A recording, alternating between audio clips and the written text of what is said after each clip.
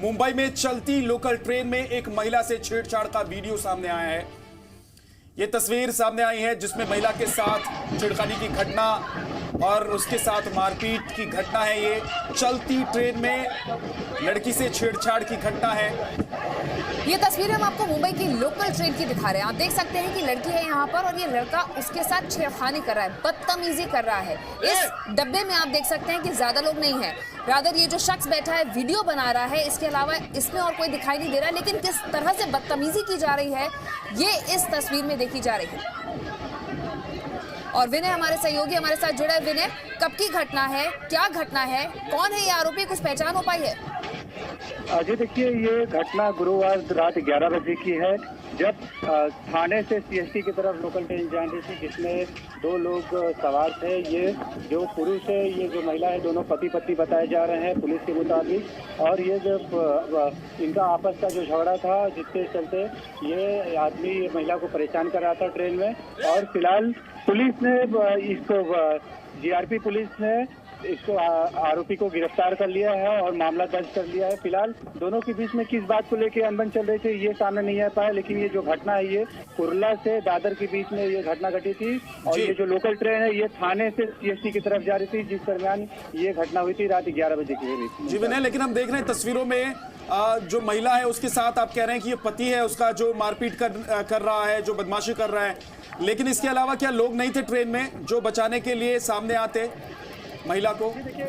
जी देखिए, रात का 11 बजे का वक्त था जिस वक्त ये घटना हुई। उस वक्त ये दोनों विकलांग डिब्बे में चढ़े थे, जिसमें किसी को परमिशन नहीं होती, उसमें सिर्फ विकलांग लोग चढ़ते हैं। ऐसे में ये लोग किस वजह से विकलांग डिब्बे में चढ़े थे, और उसी के बाजू वाले डिब्बे में से एक आरपीएफ का जो जवान था वो इनके रोकने की कोशिश कर रहा था।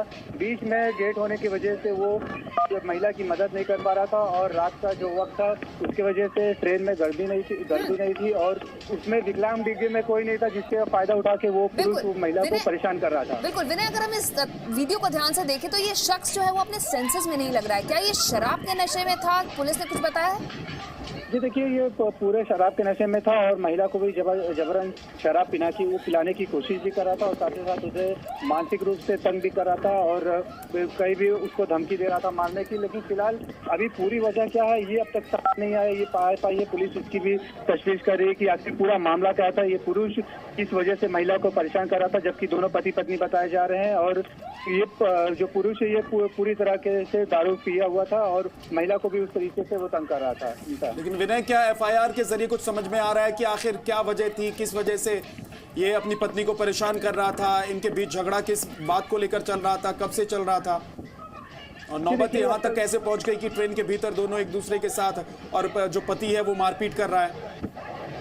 जी देखिए, अब तक इस बात का खुलासा नहीं हो पाया कि दोनों के बीच से कब से झगड़ा चल रहा था और किस वजह से ये जो आदमी है वो अपने वाइफ को भी परेशान कर रहा था। ये तो पूरी जांच के बाद ही पता चल पाएगा। लेकिन अभी तक जो जीआरपी के हिसाब से जो मामले सामने आए हैं, ये बताया जा रहा था कि कई दिनों से इन दोनों के बीच में झगड़ा चल रहा था, अनबन चल रही थी, जिसको लेके यह काफी डिस्टर्ब था, काफी परेशान था। और उसका उन्होंने जो फायदा उठाया रात में दारू पीने के बाद अपनी पत्नी को ट्रेन में। कहाँ के रहने वाले हैं और ट्रेन से कहाँ तक जा रहे थे ये लोग?